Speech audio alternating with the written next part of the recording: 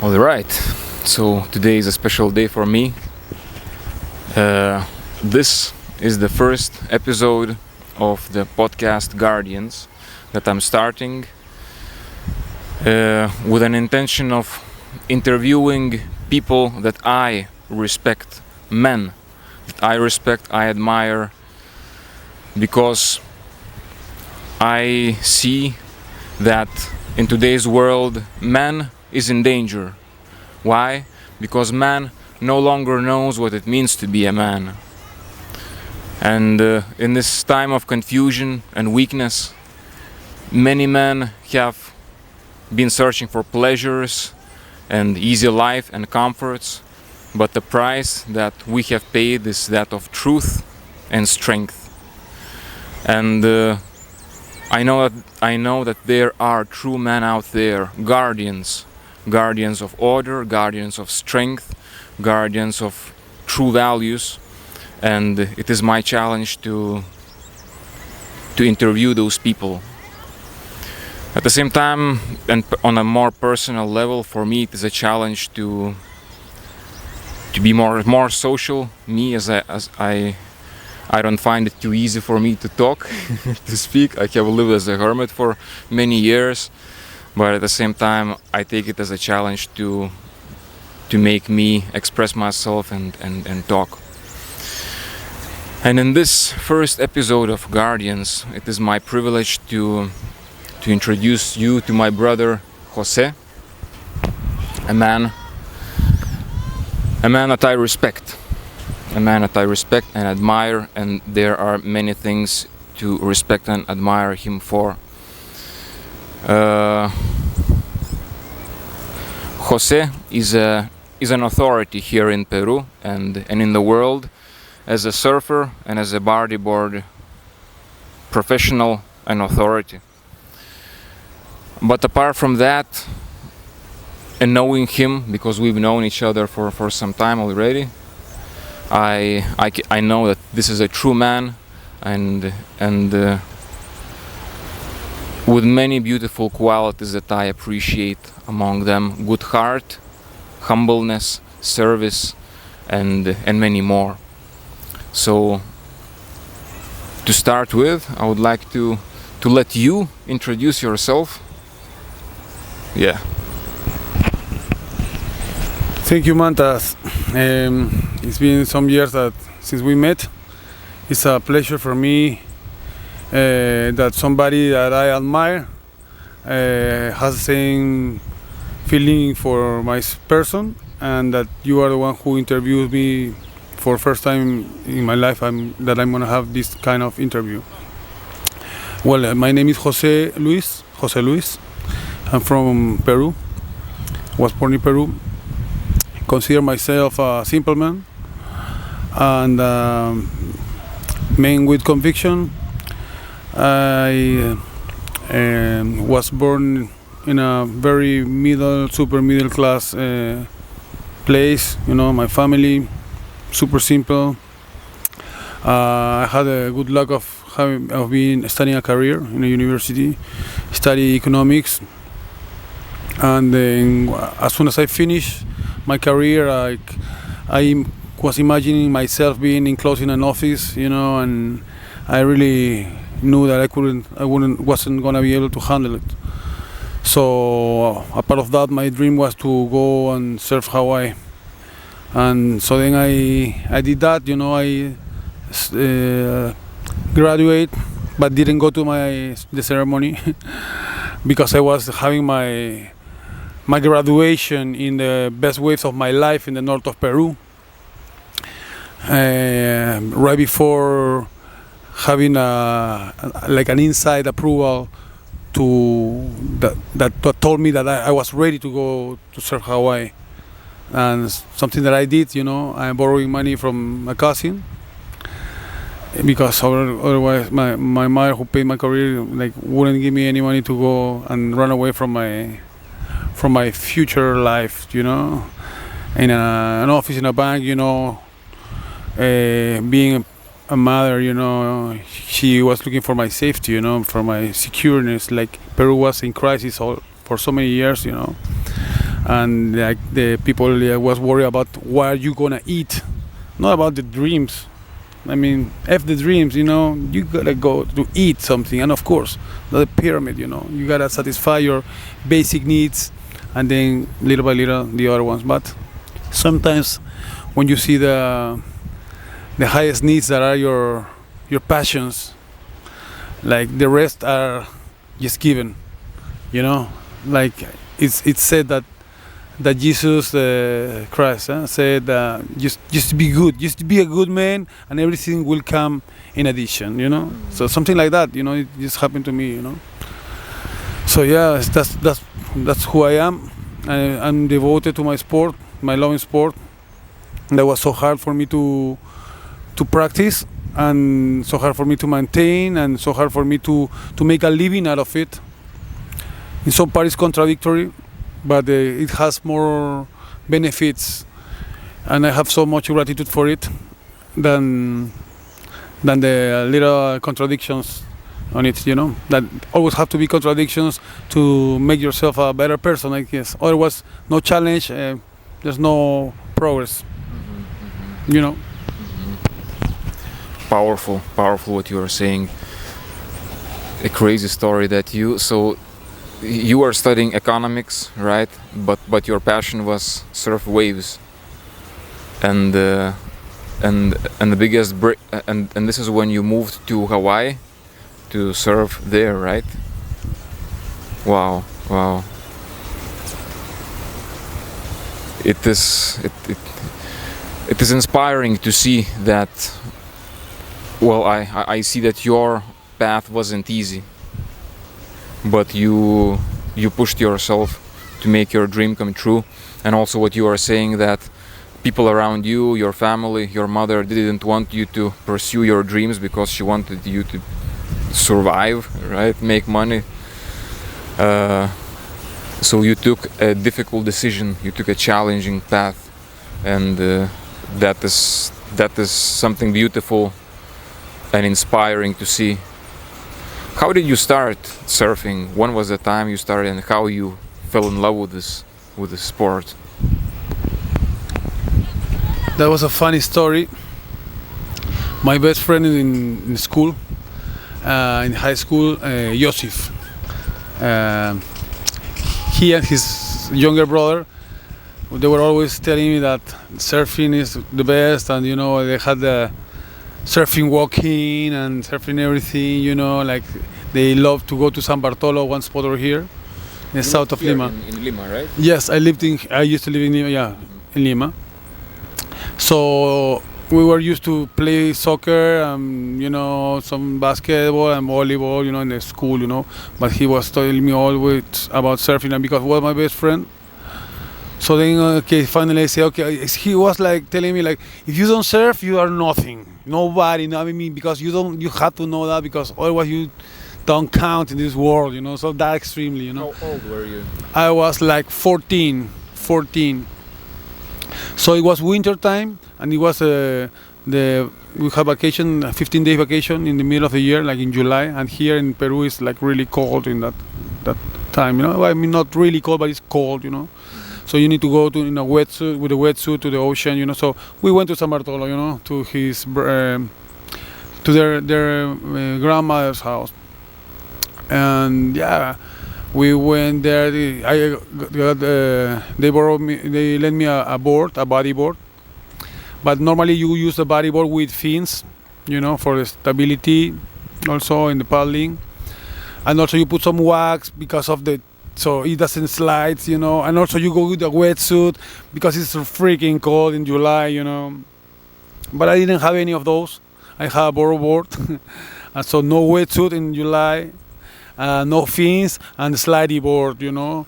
So they were like doing so much fun of me. They were like laughing because I couldn't stay on the board.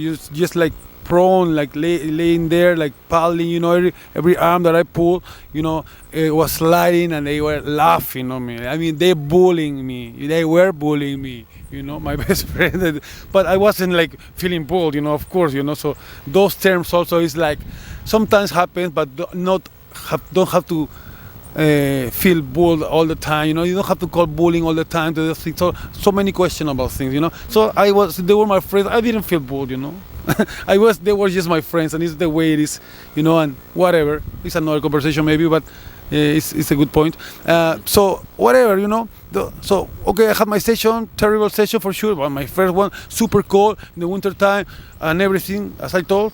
And then they left the water, and then I came out of the water, you know, and they were walking by the stones because the beach was full of stones, the rounded stones, you know, small ones. So the feet like kind of like hurts, you know, and kind of slide and boom, the knee and the ankles, you know. And then I was thinking, why are they walking over there if there's the cement, the malecón on top, you know? So they're crazy, hey. And I started to go into the malecón, to the flat place, you know, with cement. And they say, no, don't go there. And they say, why? They were like 50 meters from me. No, because it's the cables are peeled, and they are having electricity on the cement, and it's electricity on the cement, so you cannot walk up there. And then I believed that. So even more bullying. So I started walking on the stones, but with my not accustomed feet, you know, like they were used to it, you know, and I wasn't used to it ever, you know, to walk like that. So I was walking, I walked like 150 meters like that, and then they were already standing on top on the cement, and then I said, what the fuck? What are you doing there? And they started laughing. Ha ha! You believe what we say? Ha, ha, ha. So that was my first day, you know. It was the worst day, you know. And then I got I got the power there then of that frustrating day. I got so much power that day on me that I never stopped surfing till today. Never. Those guys stopped surfing like when we finished school, like 2 years after. But I never stopped because that day gave me so much strength, you know, and so much challenge. There was such a challenge to surf, you know. So that was my first time I surfed. So then in the end of the year for Christmas, my mother, I used to see also tennis games, and because we didn't have much money, you know, so but my mother was gonna do the effort to put me in an academy of tennis, but I was also liking the bodyboarding, so she told me, what you want, the tennis, academy of tennis, or you want a bodyboard? And I say, I want a bodyboard. So yeah, if I would have choose tennis, maybe I will be like a professional tennis player, but I don't regret, with all respect for the tennis guys, but I don't regret because the bodyboarding has given me so many beautiful things in this life, you know. And I know it's not just bodyboarding, but that was the way, you know, that put me in my dharma, you know, in my way, in what I was born for, you know. So I'm glad for it. When and how did you feel that this is your path? When did you start feeling this passion for surfing, for bodyboard? When did you start taking it so seriously, and how it happened?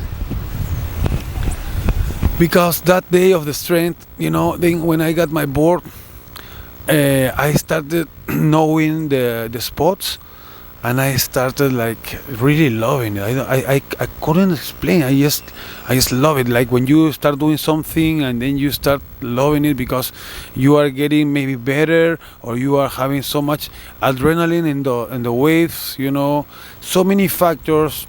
The nature, you know. Sometimes see dolphins. I remember one day in Puerto Viejo, like riding a wave with 20 dolphins on my wave, you know, like kind of jumping next to me. I was so surprised, you know, so amazed that it wasn't stoppable. I couldn't stop my inside my inside being to just keep going, you know. And I imagine all the possibilities that you can, all the possibilities of moving on the board, you know. I imagine all the moves that we have today. I imagine them before and many more. And I also imagine the competitions and the sports that have competitions now. And I imagine also making having international competition here in Peru, that it was like unbelievable, because maybe people who see it, it says, everything is possible, but it was like Peru. We felt like before we felt like we're not able to do many things, because we were born in crisis. I don't know if everybody knows that, but to be born in crisis, I mean, it's really depressing, and you think that you're just gonna have a bad life, And I know there's people who live in war, and it's even worse, So I don't victimize myself. I know there's people who had wars beginning, but it was still strong, I didn't know I could do my dreams, So that's what happened, and inexplainable. I didn't know the wave could be ridden.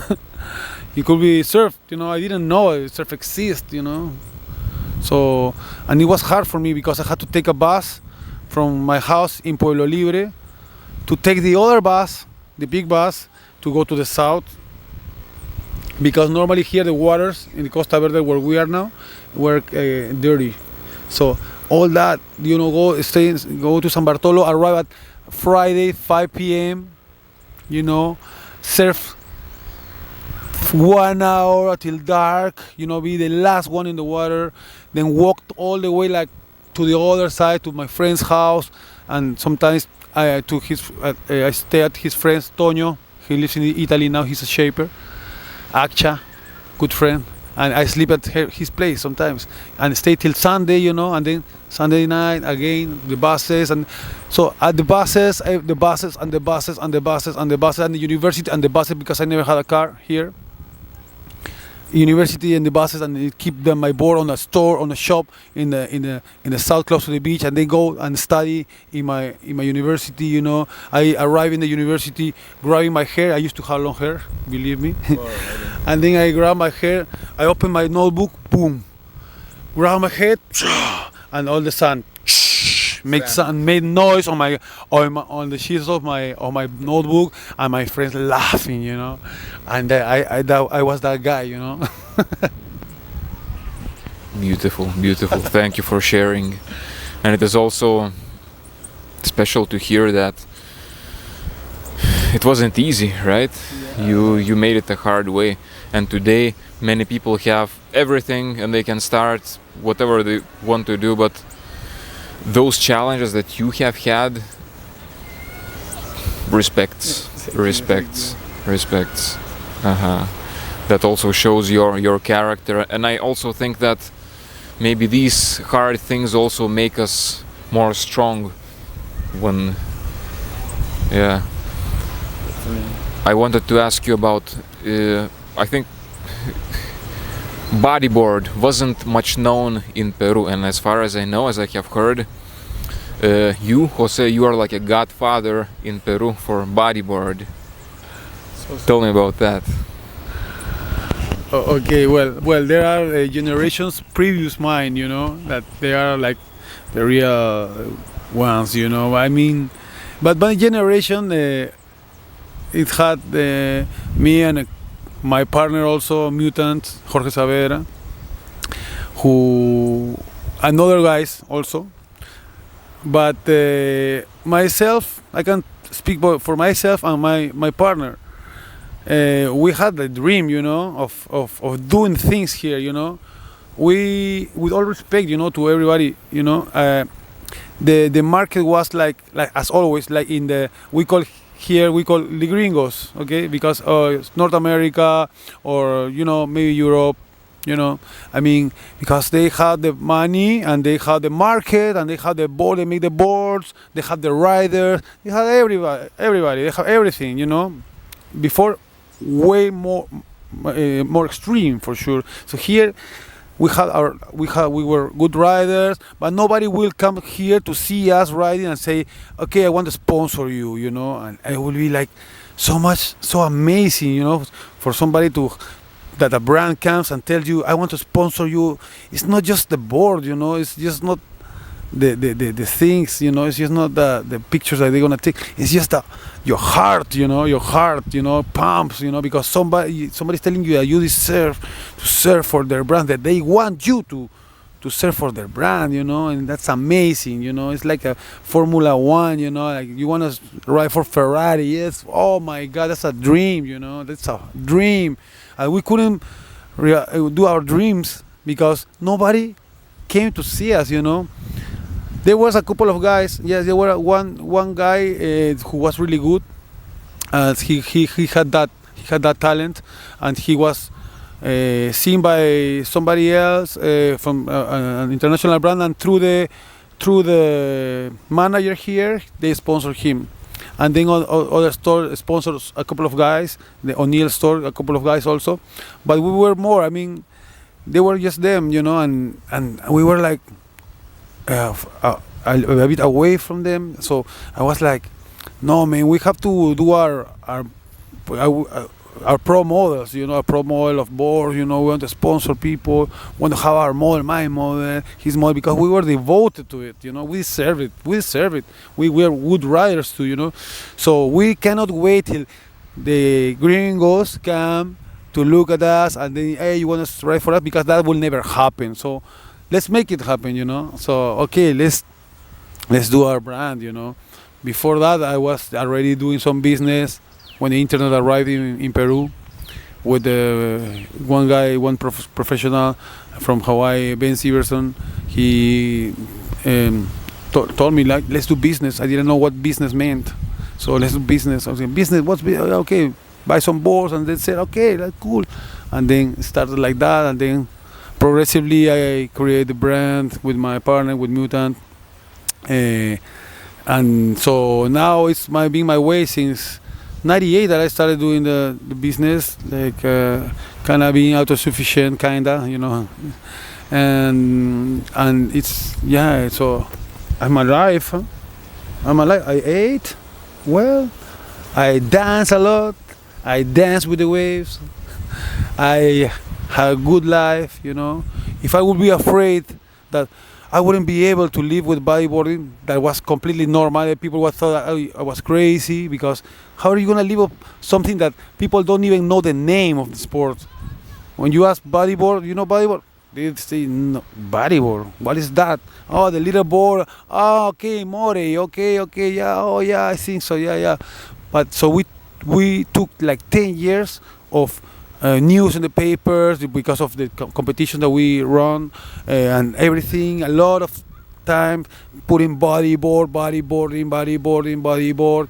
So everybody knows the word, So in a common people, in a common person, it got recorded, that word in their head, So bodyboarding or bodyboard, at least, So now when you ask bodyboard, bodyboard, you try to explain the leaderboard. Oh, of course I know. What do you think that I'm ignorant? So I'm so glad when I hear that, because it was work, So that's why maybe in some way, we are godfathers in some way, because we give that to our sport in our country, Beautiful work. You gave this sovereignty also to Peru, right? Instead of expecting something to happen which would never happen, you took the responsibility to let's do this. Yeah. Powerful. So you said you moved to Hawaii. That was the first time you left Peru, I suppose, right? And you started surfing there. You started competing. What? Yeah. How did it go? Yeah. Well, I was like, as I said before, like with not much money, not money actually, just enough for to study and pay for my mother and stuff. That in other places would sound like weird, My mother pay, I pay my studies. So, yeah, other places, yes, yeah, it's harder. I know. It was the way it was here, and it was very hard for her to pay it. So sometimes I felt like ungrateful and shit. But at the end, it was my path, So sometimes people want you to live a life that they want with their love, with their love. But if it's not your path, they have to understand. They have to love you the way you are. They have to love what you love to do, not what they love to do, But it's understandable. So I left. Yeah, my first time I went to live to Hawaii. I was like 6 months permission, and then went to Mexico, and then renew my visa, and then enter again. Something like that. So because visa, 6 months, so I had to. So the first time I went 6 months, and then went to California. I had some family there. Then I went to Mexico to renew my visa. Pass again the border. Yeah, it was really challenging. I went for, because the dream before was like the winning of the competition at Pipeline. I mean, it was like our sport was so small, that that competition was everything. They crowned the world champion, and when you see the guy like raising the trophy, you just start crying. I start crying, and I knew I could do it. And I went for it, and I went for it. So the first time I surfed Pipeline was the first time I ever surfed Pipeline. So I didn't practice at all, because I arrived on the 1st of January of 2000. 1st of January 2000, you saw like Christ is gonna come down, or the aliens will come to the world. When you were like before 2000, you say, expecting the 2000, end of the world, all that. So I was arriving in Hawaii with all my luggage and all the backpackers loaded of people, and I was on the street, like that. Till I went for that. I went for that world title. That was a competition, right? You competed. Yes. So I went 3 years in a row. I tried. I was getting better, and I was gonna keep trying till doing it. And that's something like I couldn't do, but I think I did more than that, because it wasn't a title. Because now, in some point of my life, I didn't get interested by the titles anymore, but I got interested about all the project of bodyboarding, like the contribution in Peru and worldwide. So if I would take that path, maybe I will be a champion. Maybe I will fail. Maybe I will be close. I don't know, but that stopped being my path in some way of winning an event, and being a star, But it still, when you're a kid, it still can be a dream, a dream to make it, to try to make it come true, So that helps also for encourage you and give you more power, and give you more security of, the security of that you can do it. I mean, I can beat the best ones. Maybe you have that security in yourself, and then you start doing anything that you want, that you are focusing. So that was my time in Hawaii. I learned so much in Hawaii. I still dream in Hawaii, because I haven't been back since 2002, and the living dreams that I am already there, and suddenly I say, oh my God, I made it, I am there, I knew I was gonna be back, I knew it. I then wake up, I open my eyes, and I keep saying, oh yeah, I did it, and they say that posters on my room, and here in Lima, Peru, I say, yeah, but I did it, I was in Hawaii, yeah, I did it. And then I see I am in my room, here in Peru, and I say, oh, again, this happened again, and that's amazing. That because I really feel my soul traveling over there and visiting my old places, because so that's something that I don't understand yet, what happens, but I believe in those things of the body, and it's something really powerful experiences in my dreams, but always about Hawaii. Okay, so continue. I wanted to share a story about also how we got to know each other, and because that is a special story for me, because the first time I surfed was with Jose, and for me it is like I don't know, like if I would want to learn boxing and to be given the first lesson by Mike Tyson, it would be like, whoa. So I consider myself very lucky, because we got to know each other like 2 years ago. In Kamana, me and my woman Sol, we stayed at your house, and Jose gave me my first lesson in surf. He taught me. We did some stretching. He taught me how to use the bodyboard, and how to breathe. And I remember then you gave me the fins. You gave me the board, and then we went.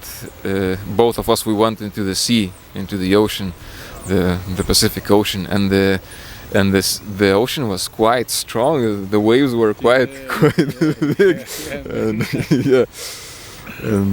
and Jose taught me how to move forward, and I knew that I'm getting into something I have never got myself into, these big waves, and I feel adrenaline in me.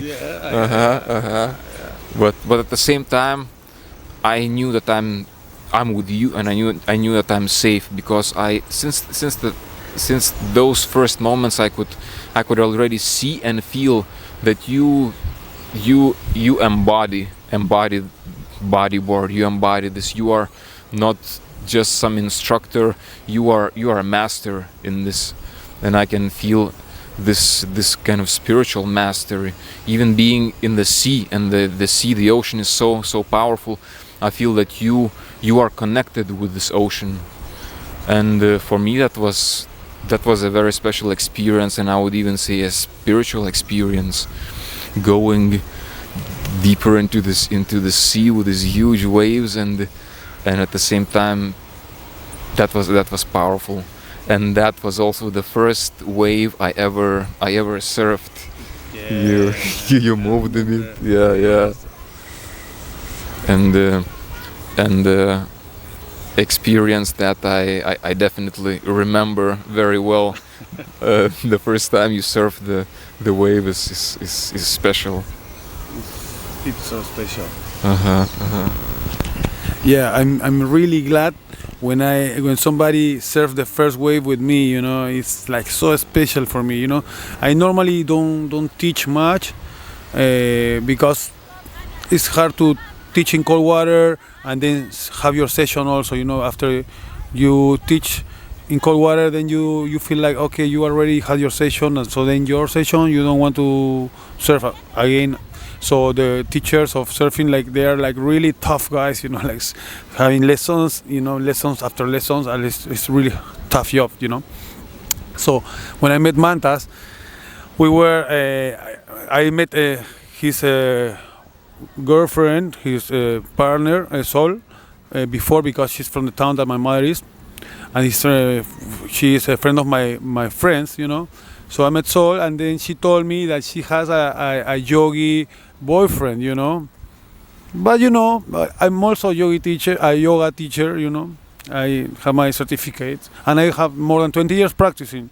So I met a lot of yoga teachers, and there are many that are like really good. But suddenly, when the yoga started being more famous in this world, you know, like really famous, you know, in this actual world, then, you know, a lot of people practice yoga, and you know, they just practice yoga and they just practice asanas, you know.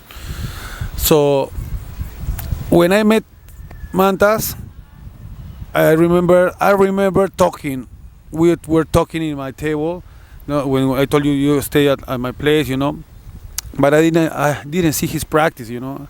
He was like, doesn't speak too much, but he was really watching my eyes like this, so deep, you know. And like, oh man, okay, this guy is connected, okay. So, but I didn't know his knowledge, you know. I didn't know your knowledge, and then suddenly I started knowing your practice, and I was the one talking in the table there, you know, and talking about many things, like many great things, you know, about the teachings of life, you know, and the universe, you know. And he was just really like moving his head like that and saying little, and I was like inspired, like talking, you know, and Sol also talking, you know. So, but then I suddenly see his practice, you know, and see his meditation, and actually he invited me to do mantras with him, to sing mantras with him. He woke up at 2 in the morning, you know, and he was like, I think, I mean, I can do it, but then my day is not gonna be so good. So at 5 it's okay. It's okay. Yeah, okay, Jose. Okay. So I went up the stairs in my house where they were staying, and then we recitate mantras, many days, and it was amazing, and the energy, I could feel the energy with this man. That's why I admire this guy, and I surprised that a man that I admire is doing the interview. I should interview him, so. Well, but it's life, and I think that if I wouldn't follow the bodyboarding path like that extremely, I would do some path like him, because the yoga is also very strong in me, the practice, and I think it's part of what I also would like to do, do the practice that you do, so only to know somebody who does it, that truly does it, to truly do it, it's like amazing, So there's people, still people like that, So I mean, so you surprise me so much, and I also feel like you're a master, of what you do, and the master of the yoga, You're a real yogi, and that's so I can say that I know a real yogi, You are the real yogi that I know.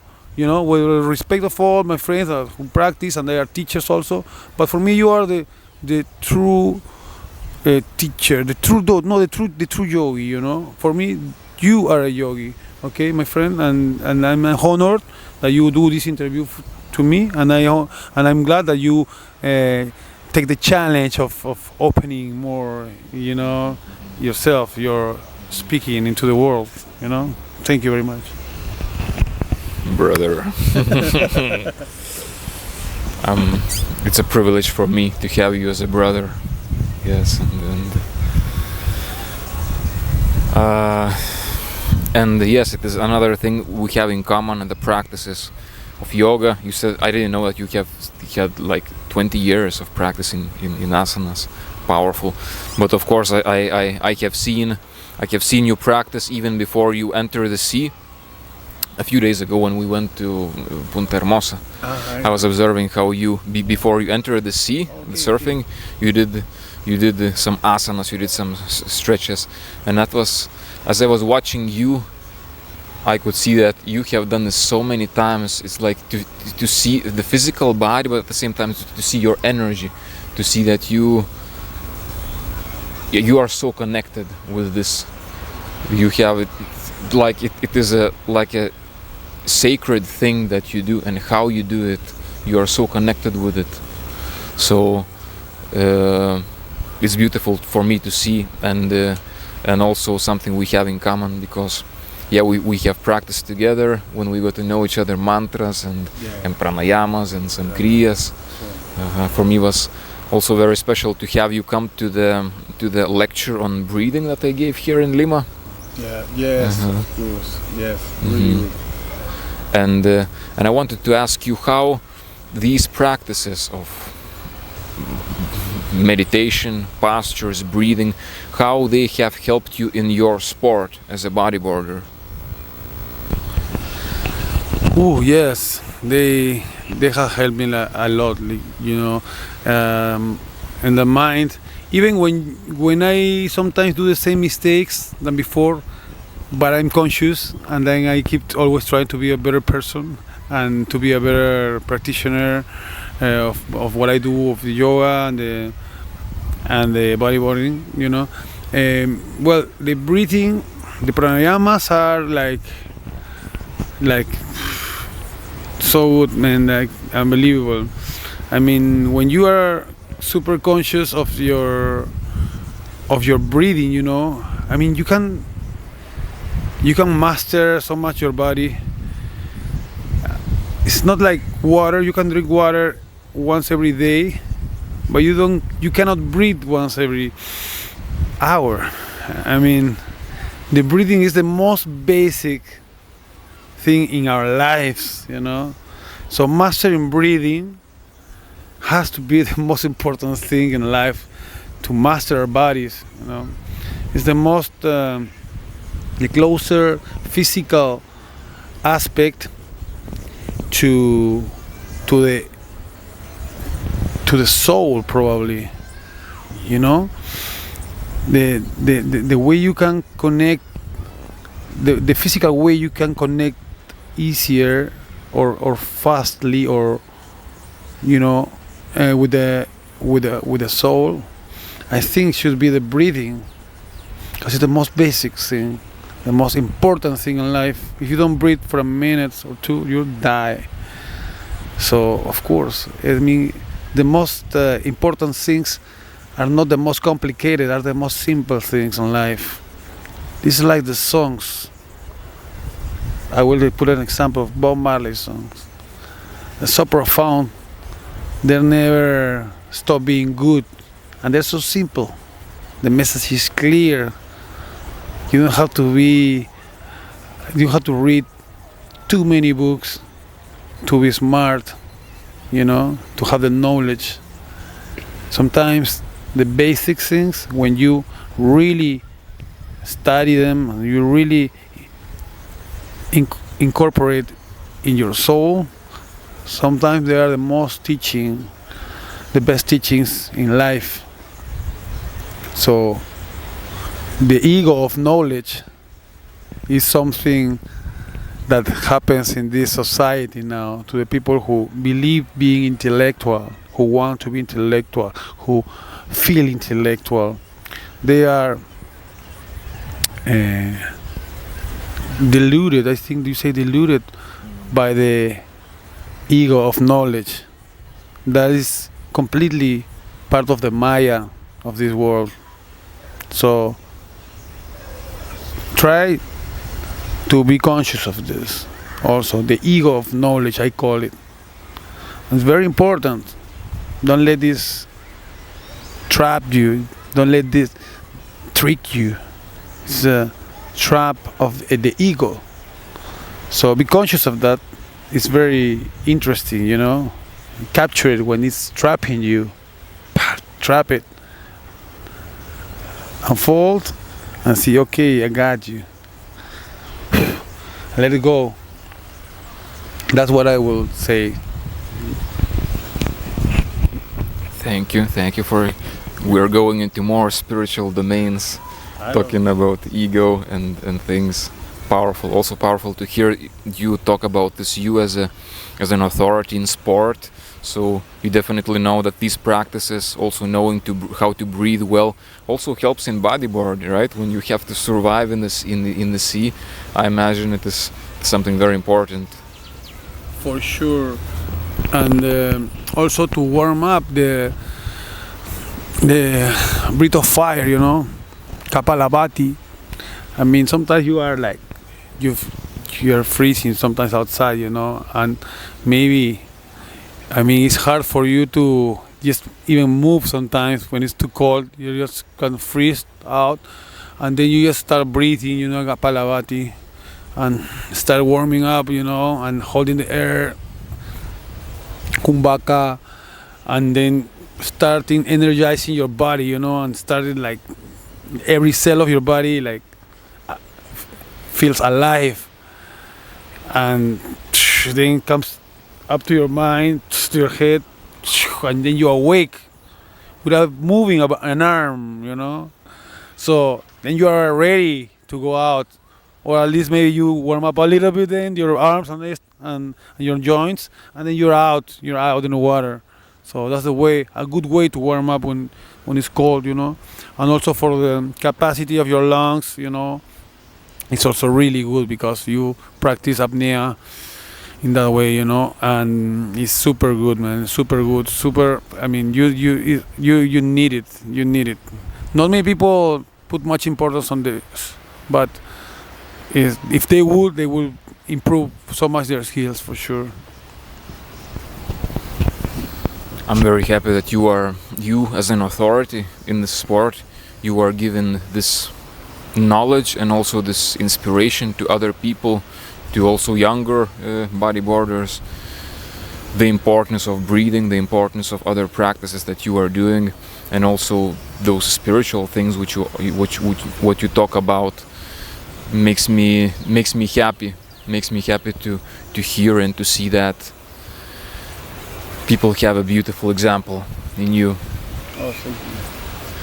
And I also wanted to ask you another thing that we have in common is the sea, the ocean, because as I have told you, I also have had lived very intense things with the sea.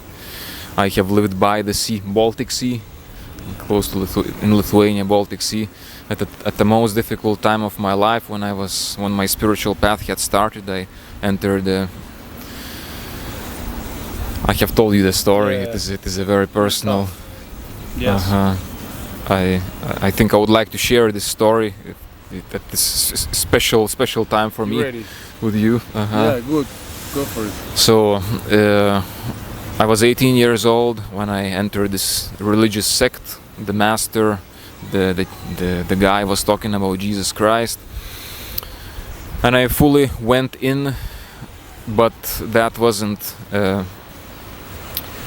I had very difficult experiences there, and it wasn't a beautiful path.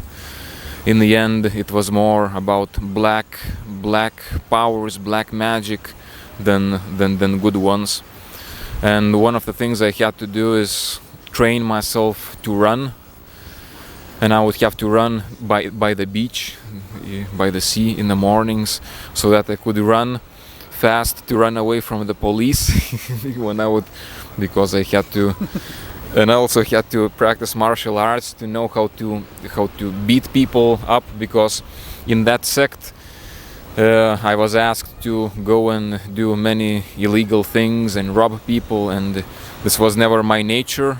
I was always like a very timid guy. I never got in any fights in those days, but I had to do many things which were very difficult for me, and in those very difficult times for me, my only friend was the sea, the ocean, as I had to train in the mornings, running by the sea, by the beach, like 10 kilometers every day. And in those times I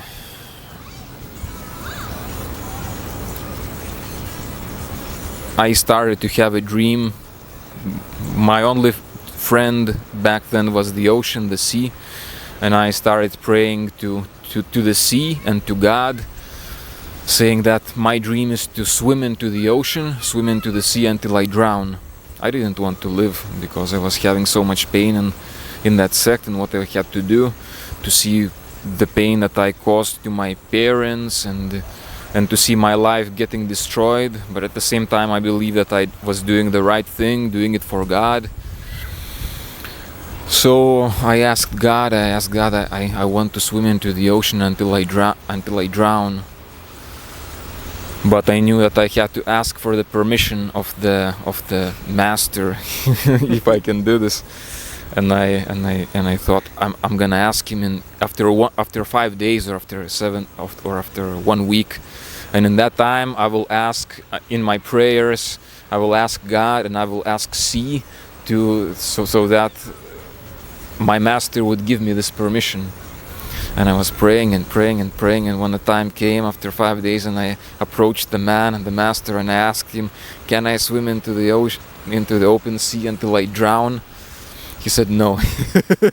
You have to do what you have to do. You have to follow the orders and do what God wants you to do. Go and commit more crimes and rob more people and bring me the money.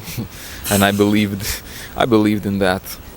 People, you can brainwash somebody, and I have lived this fully in my flesh. But I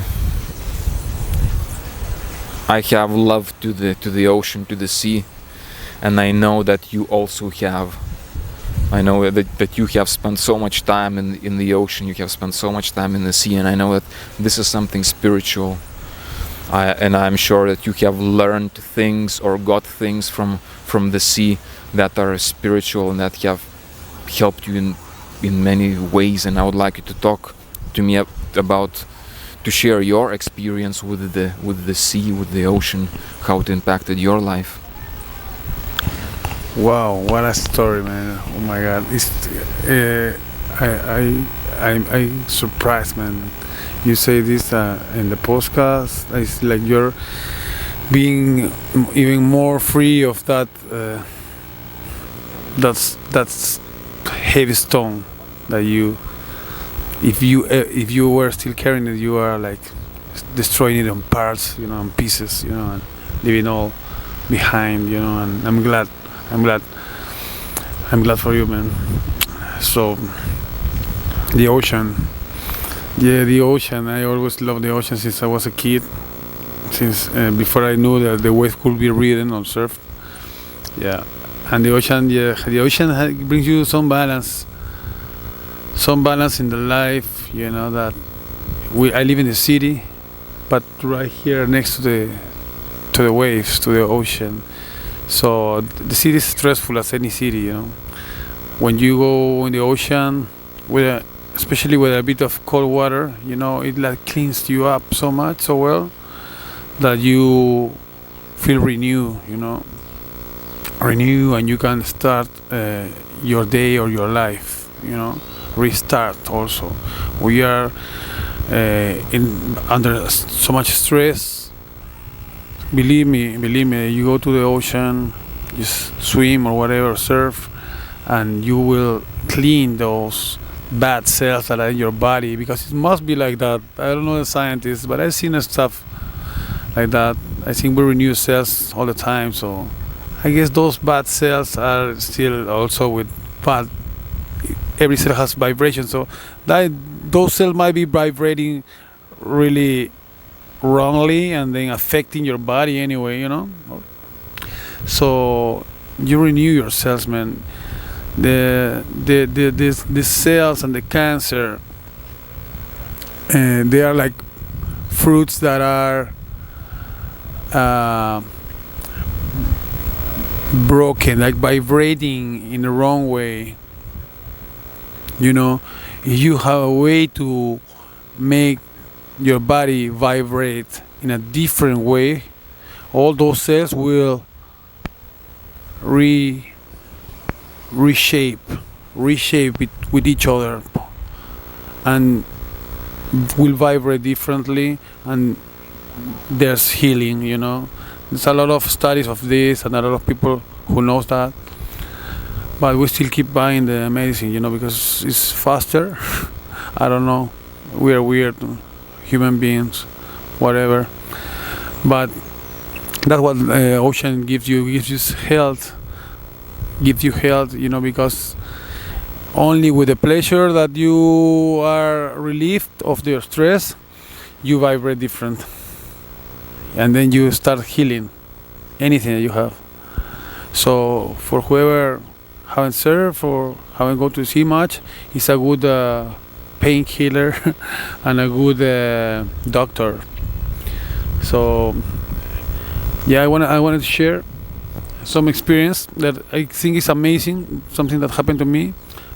I told you about the dolphins, like surfing next to me. Yeah, it happens to many people here, but it happened to me too. But another time, I was in Pulpos, in a spot over here, and then I saw the dolphins. And I was looking for the dolphins under the water.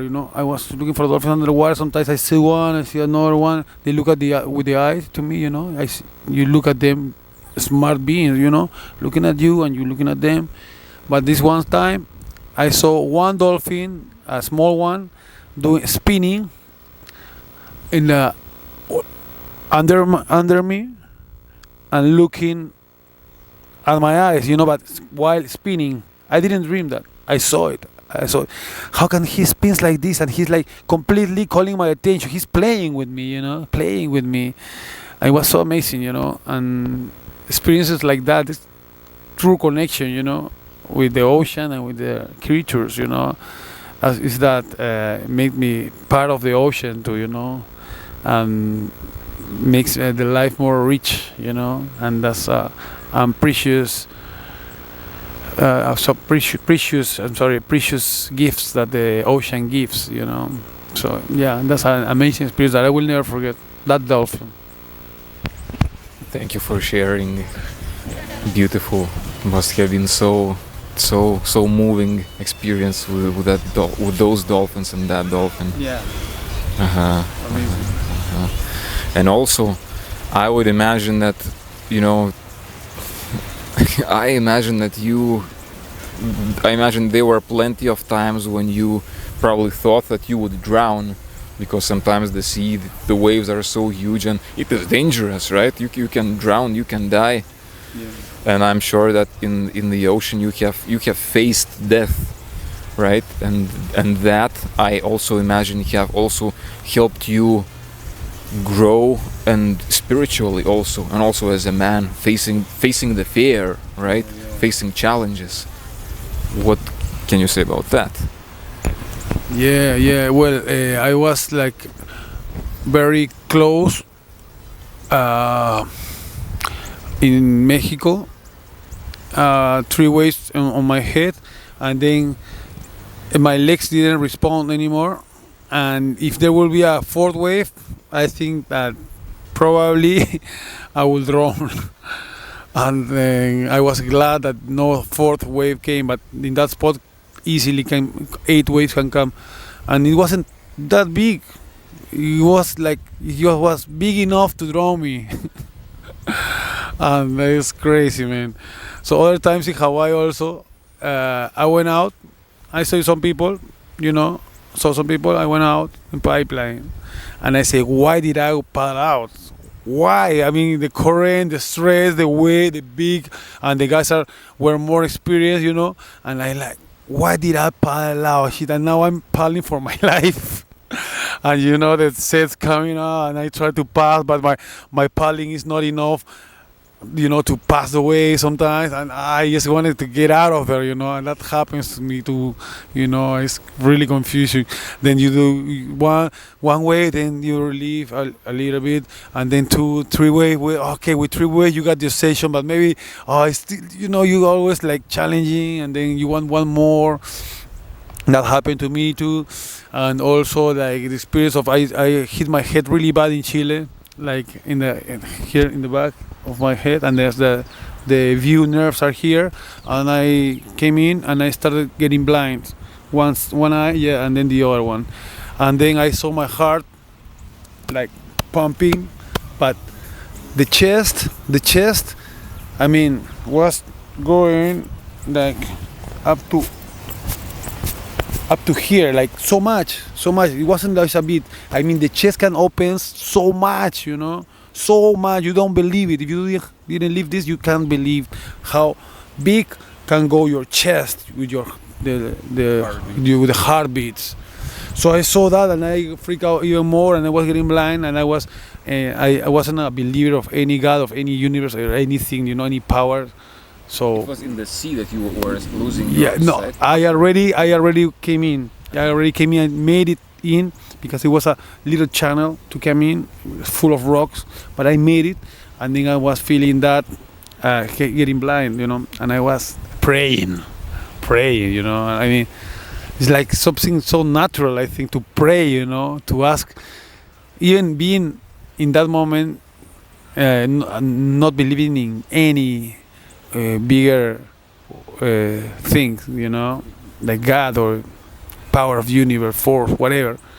No, I didn't believe in anything. I was praying there, and then I started having my one eye back, and then the other one.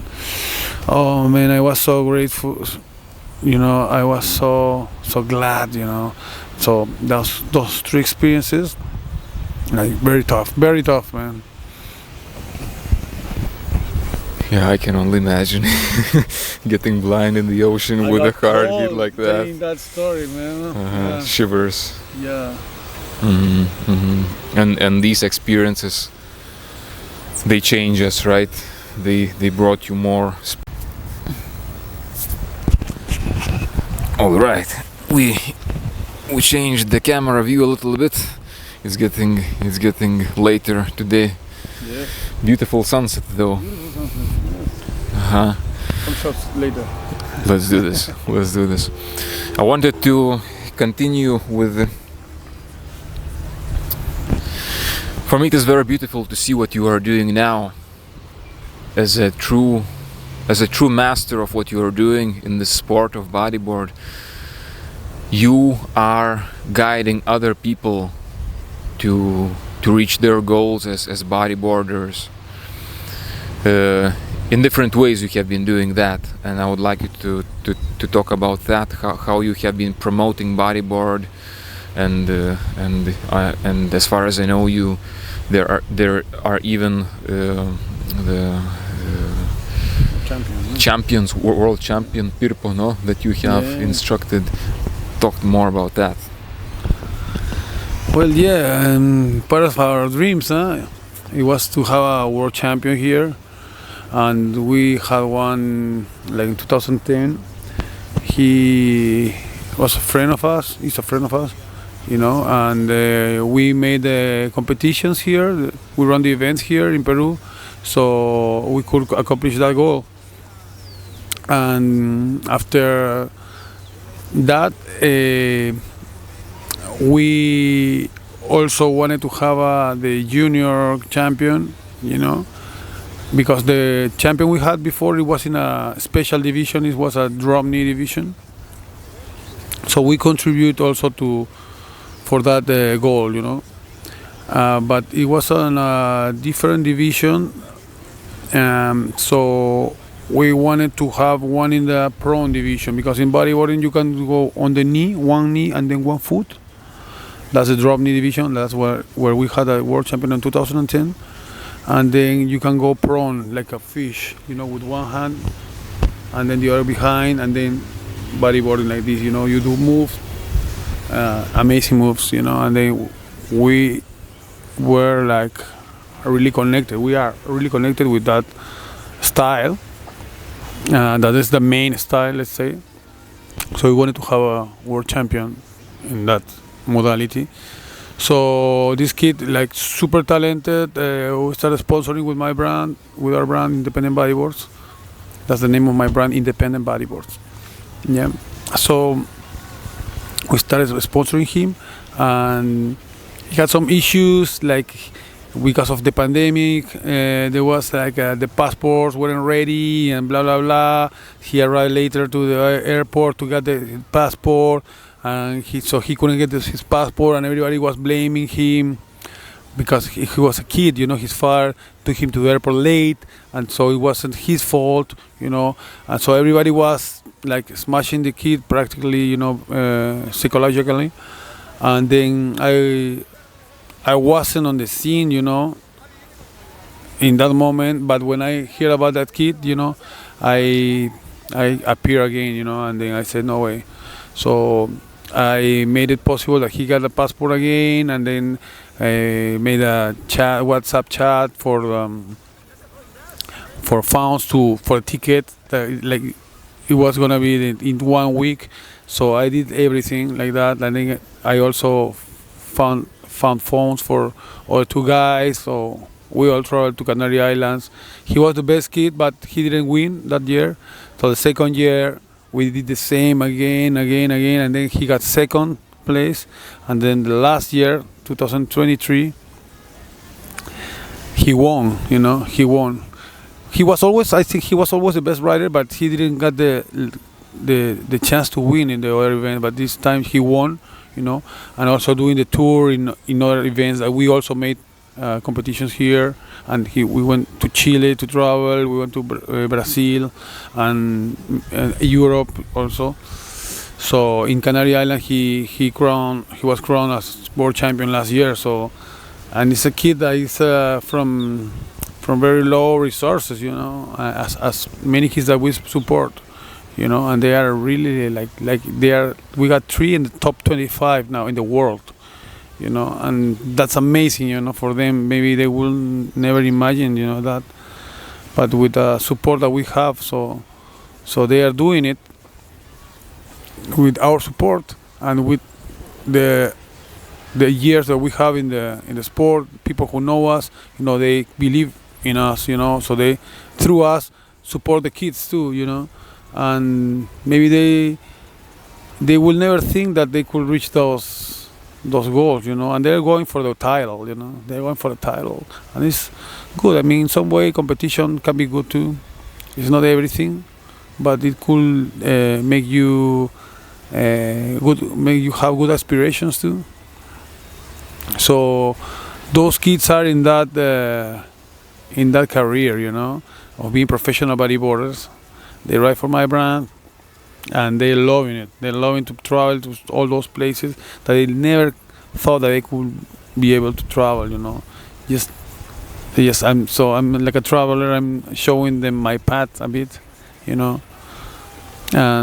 telling them that they can do anything they want. They don't need much money to do it. They just need the will to do it. With the will, they can conquer the world if they want. So yeah, that's my grain of sand for my sport and for the kids. Special, and that is also, the name of this podcast, Guardians. And I see you as a guardian, a real man who not only gets control of his own life, puts order in his own life, but also helps to make this world better, helps others, and to see the example you are to those younger bodyboarders, and to see how you have impacted them as an example, as an inspiration, as so many things, is special to see. You are a guardian, man. Thank you, man. And so are you. And it is also,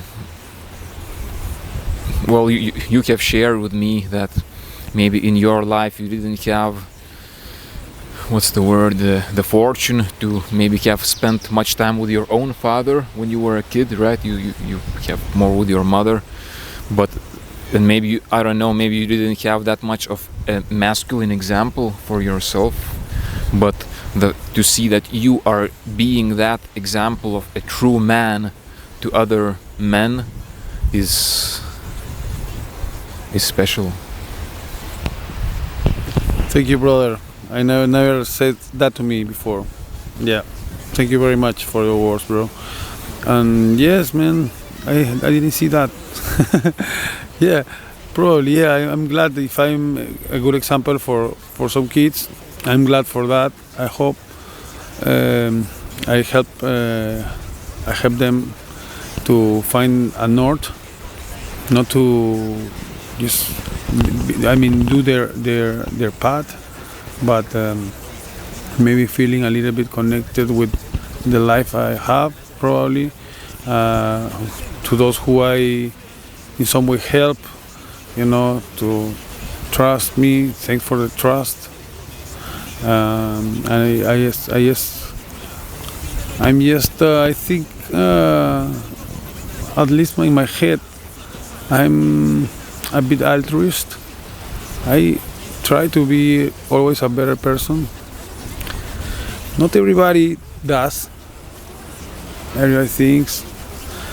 I feel like it's my will, actually, and I have the same mistakes over and over, but I hope they're being gradually softer, because this is my will.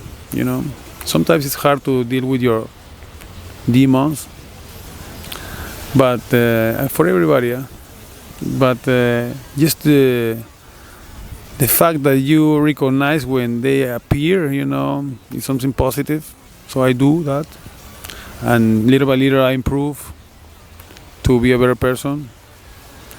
And yeah, nobody's perfect, but this is a school. This world is school, It's a school. We are here living this experience for that, to become better beings, better eternal beings, because I believe we are not our bodies, That's the most convincing theory that I can think of. We are spirits at the end. We are eternal spirits. Not for the relieving thing that oh, it's something after day, so don't worry about that. No, it's the most convincing theory for me, you know. So I believe in that. We're a spirit. Aham Brahmasmi. Beautiful, profound. Also, what you are saying brings thought to my mind, brings a word to my mind, which is Dharma. And I know that this word is very special to you also because you are a father to your son, and your son is named Dharma. Yeah. So tell me more about Dharma, what it means to you, and about your son, about you as a father. Well, yeah, the Dharma. I didn't know much about the Dharma. The way of the Dharma is an amazing teaching of especially the Mahabharata, you know, the Indian Bible, let's say. But it's a story, big story. Whoever haven't read it, it's the best book for me. And they teach you about the path of the Dharma, you know. So the Dharma is can be explained in two ways, you know. I would say like the personal way and the universal way, you know. And the personal way will be like your path, the path that you are born for, you know, the path that you are born for, you know. Like mine is like bodyboarding, you know. This is my Dharma, being a bodyboarder. It's not to be in the office like doing economics or doing stuff in an office, losing the sunlight and the water of the ocean. That wasn't my Dharma, you know. My Dharma was what I do now, so I'm glad that I follow my Dharma. And the other part of the Dharma, the other concept of Dharma is the way, the virtue, the virtue path, you know. It's virtue, you say virtue, you know? Virtue, yeah. It's the path of the virtue, you know? Being virtuous in life. So that's the Dharma also, you know? So having a beautiful act, a beautiful life, acting the proper way. I don't have words to explain, but I think you understand me. So for whoever is watching this and don't know what the Dharma is, it's like the most amazing word for me. The most amazing word in the world is Dharma. Okay, because it has the most significant meaning in life.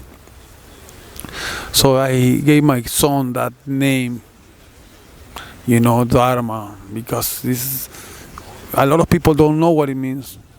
So I love the way it sounds also, but I thought that he can teach about what means Dharma also. When somebody asks him why Dharma, he will explain what his name means, you know.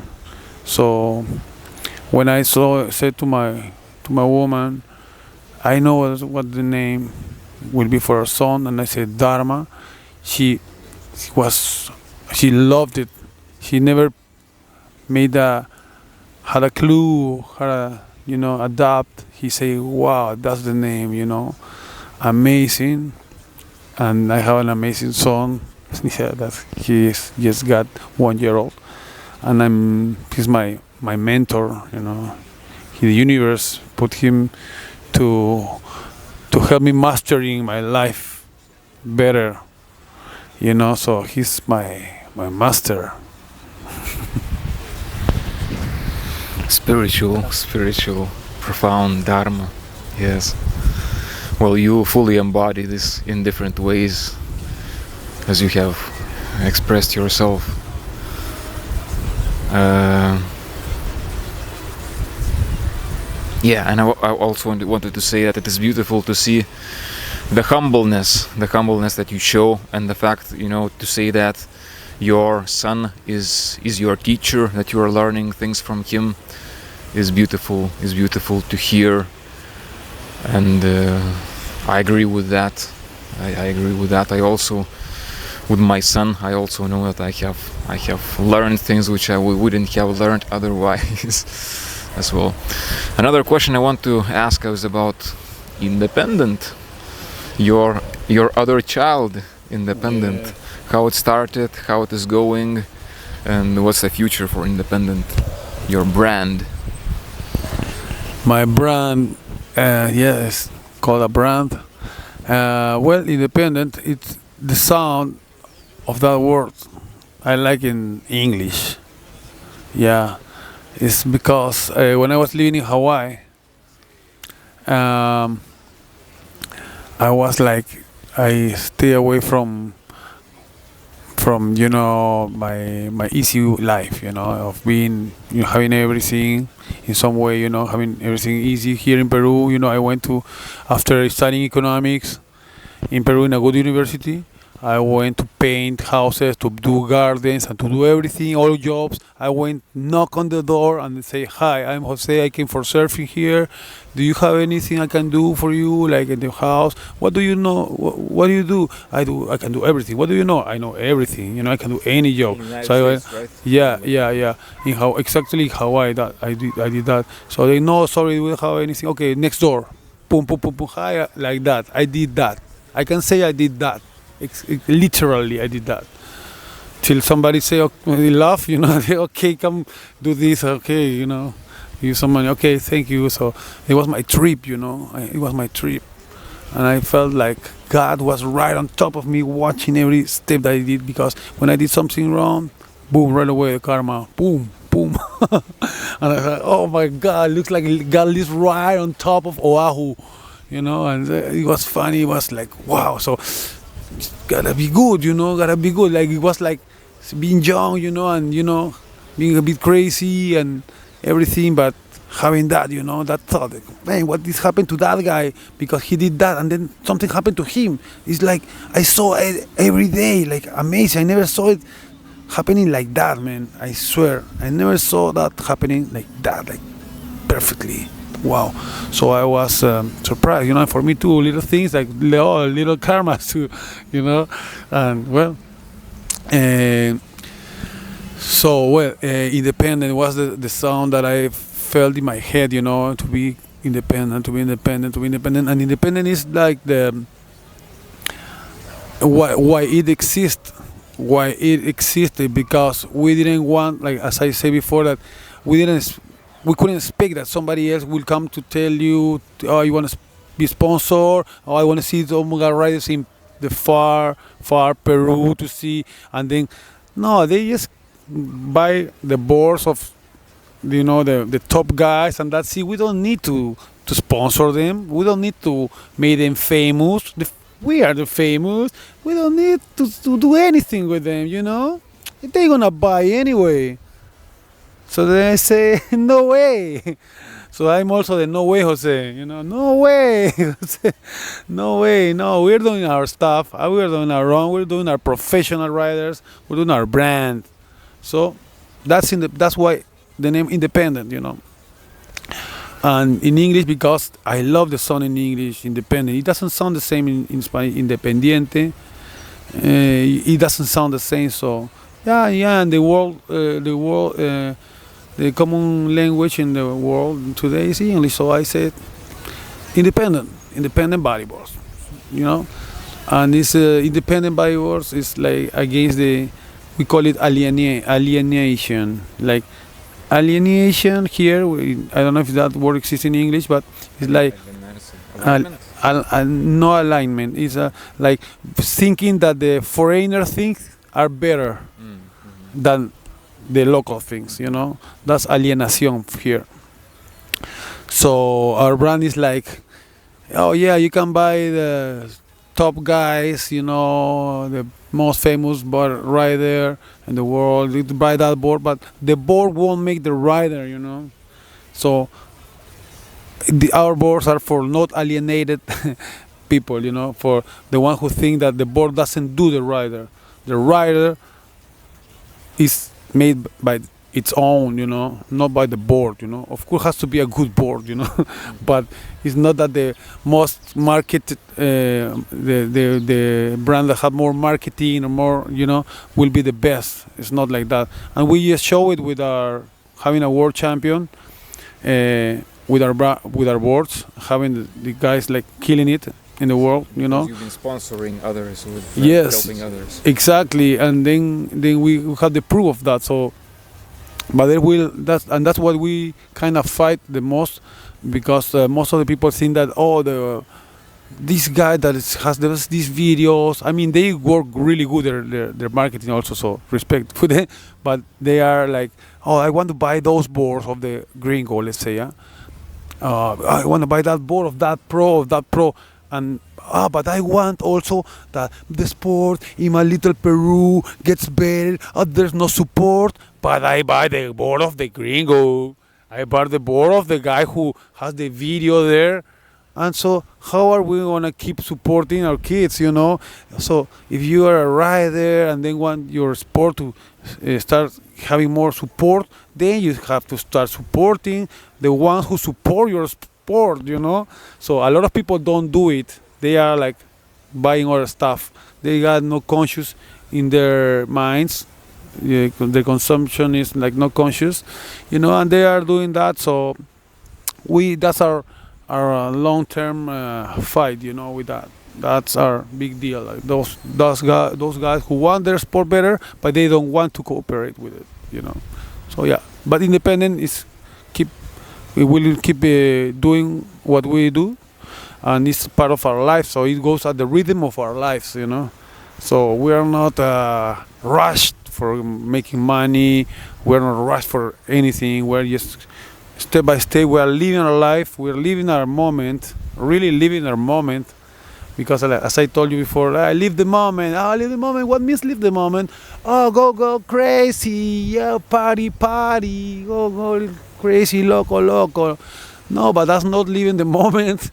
Living the moment is be present, you know, be present. I'm talking with you, Mantas, and I'm not thinking in something else. That means to be present, to live the moment. That means to live the moment for whoever doesn't know it. Okay, so those amazing teachings sometimes are being so like bad interpreted. Bad interpreted is like very soft word. With the other one that I told you before, I said prostituted. You know, so gotta know what the big teachings are, you know. I don't confuse like church. Being in the church is the church.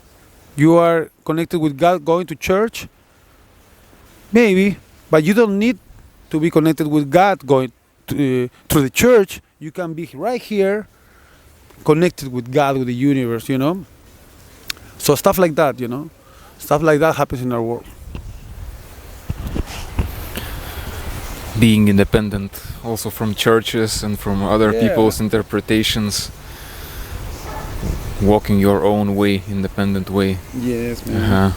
And also, so people interested in bodyboard, in surfing, they can actually get your equipment, right? Yeah, independent bodyboards, in this way also help Peru, the sport here in Peru that you also help to promote. For sure. They can get that equipment from independent. Yes, of course. Anywhere in the world, you know, we have the Instagram, independent bodyboards. Normally I answer that Instagram. Yes, I answer that Instagram. Nobody else. And you can have it in worldwide, you know. We ship it worldwide, you know.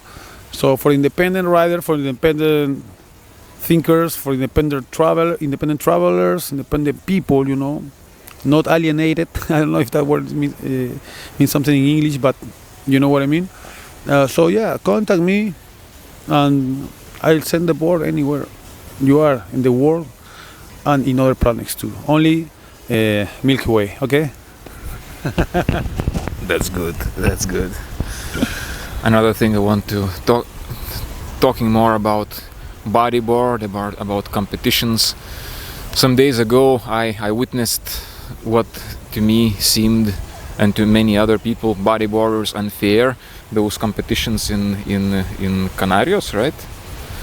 And the unfair decision of the judge regarding the Peruvian sportsman, and seeing that made me think that it is unfortunate for a sport like bodyboard to have things like that, partiality of judges, and that made me think, you, Jose, being an authority that you are, maybe that's a challenge to you to start organizing competitions yourself. Yes, man. I mean, I did organize many competitions already. I literally, like I said, okay, I did my part here, but actually I was part of that organization that is today running the sport, because we were like the guys who were doing the events. So we said, okay, let's do the events. Let's run the tour, you know. So they made another tour that the one different than the one that was before, like before pandemic, and I joined them, you know. But these things happen now, you know, and a lot of people is not happy with their actual organization, and I really wasn't also happy. And then with the last result, not for the result, but for the fact, for the shameless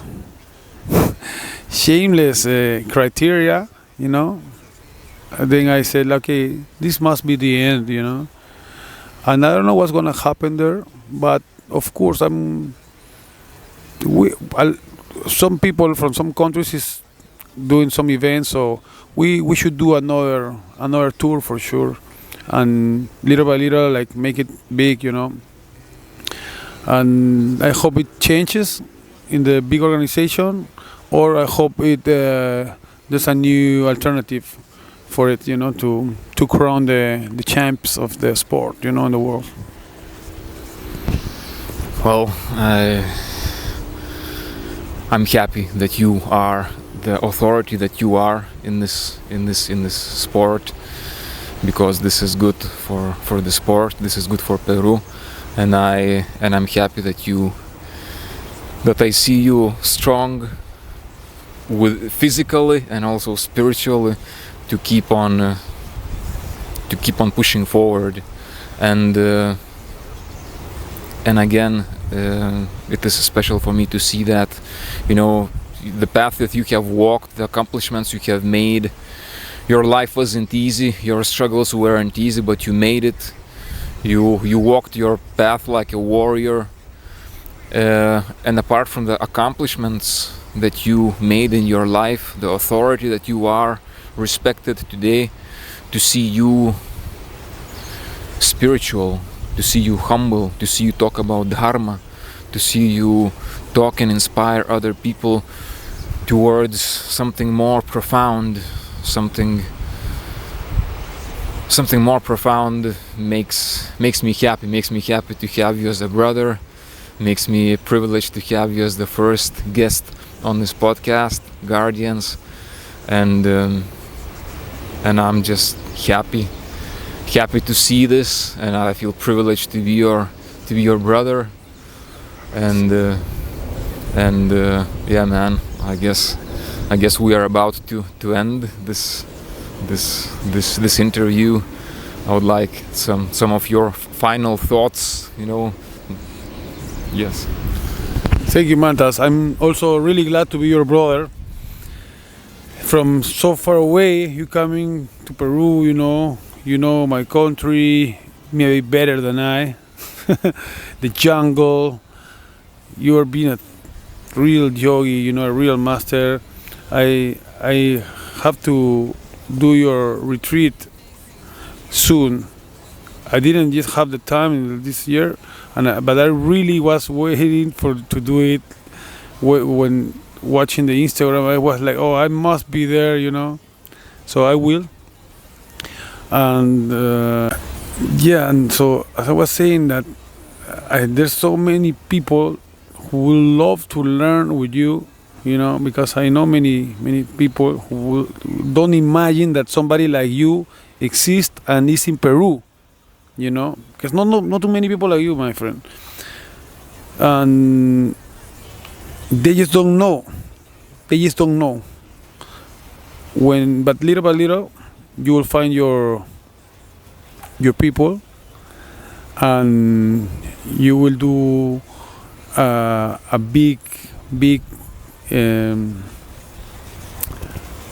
challenge for their lives, and they will be so inspired by you, by the way you live, your discipline, your teaching, your practice, you know. And I wish you the best, brother. Wish you the best, and I know you always have the best, actually, because you do have the best.